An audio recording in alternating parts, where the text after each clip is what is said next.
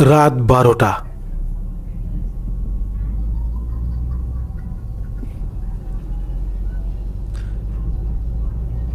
বন্ধুর বিয়ে অ্যাটেন্ড করে তারক, রঘু আর রবি প্রাইভেট কারে বাড়ি ফিরছিল।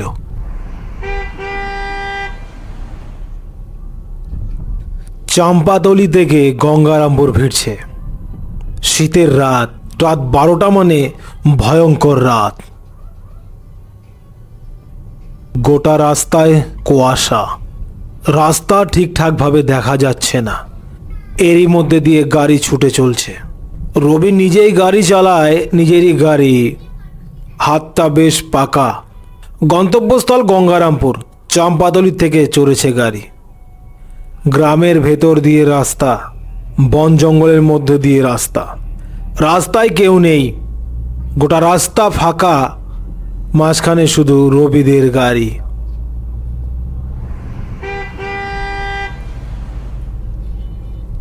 রাস্তাটা এঁকে বেঁকে চলেছে, মনে হচ্ছে যেন কেউটে সাপ।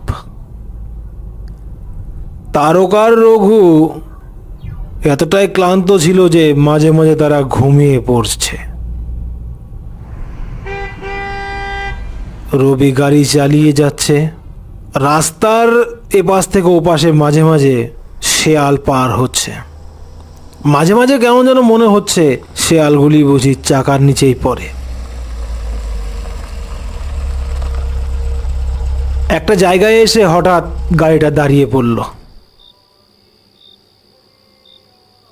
রবি আর তারও ঘুমিয়েছিল, জেগে উঠল। এই বুঝি গঙ্গারামপুর এসে গেছে। তোরা গাড়ির থেকে নামিস না যে, গঙ্গারামপুর তো আসেনি। তাহলে এখানে গাড়ি থামালি কেন? সেইটাই তো, এইখানে গাড়ি থামালি কেন? আরে আমি গাড়ি থামাইনি রে।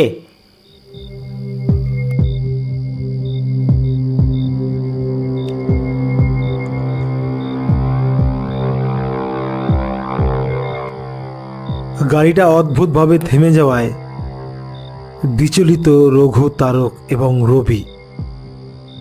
বিশেষ করে রবি যখন বলল সে গাড়ি থামায়নি, তখন গাড়ির ভেতরে বসে থাকা তারক এবং রঘু অবাক। রবি গাড়ি থামায়নি, তাহলে কে থামালো? আচ্ছা রবি, তুই তো বলছিস যে তুই গাড়ি থামাসনি। ইয়ার কি হচ্ছে? তাহলে থামালো কে? সত্যি বলছি, আমি কিন্তু গাড়ি থামাইনি। তুই গাড়ি থামাসনি, তাহলে কি ভূতে থামালো? সেটা তো জানি না।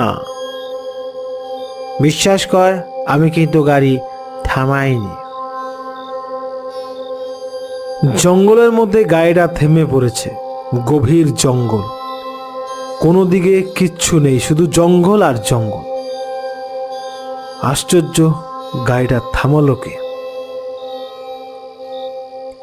তোরা বসে থাক, আমি একটু বাইরে বেরিয়ে দেখে আসি গাড়ির চাকাটা ফেসেছে নাকি।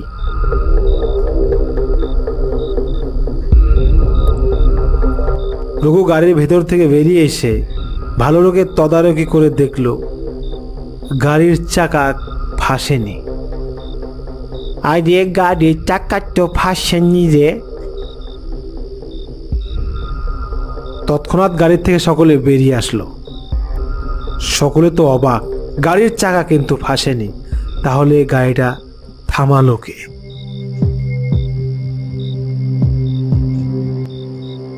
গাড়িটা যেখানে দাঁড়িয়ে রয়েছে চারিধারে বন, পাশেই রয়েছে একটি বড় পুরনো বট গাছ।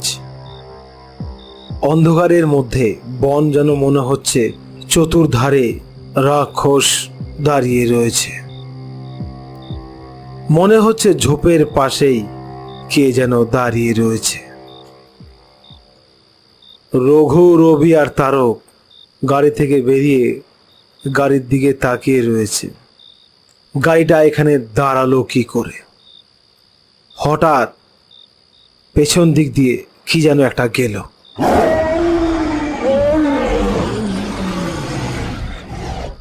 রঘুদা, কিছু একটা শব্দ পেলে তুমি? শব্দ তো পেলাম, হয়তো ইঁদুর, শিয়াল, কুকুর হবে।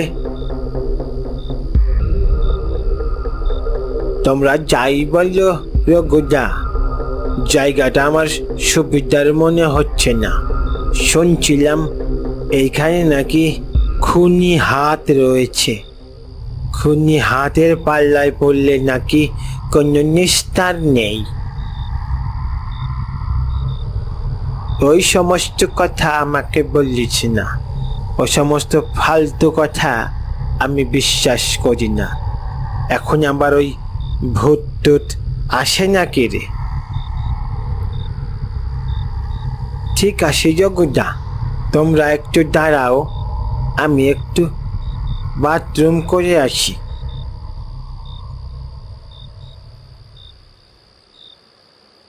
খানিকটা দূরে তারক বাথরুম করতে গেল।